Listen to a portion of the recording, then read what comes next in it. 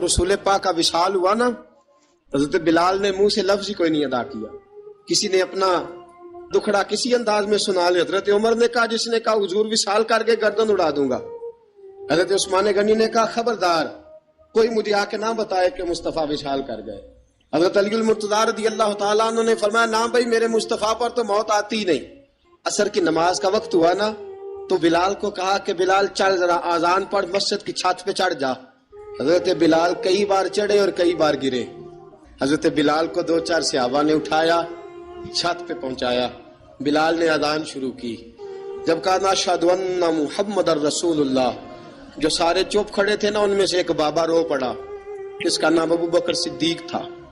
जब हजरत अबू बकर सिद्दीक की आंख में आंसू आया तो हजरत बिलाल छत के ऊपर गिरे और कहा, अबू बकर ये ड्यूटी किसी और की लगा दे, मुस्तफा करीम के बाद मुझसे अजान नहीं पढ़ी जाएगी।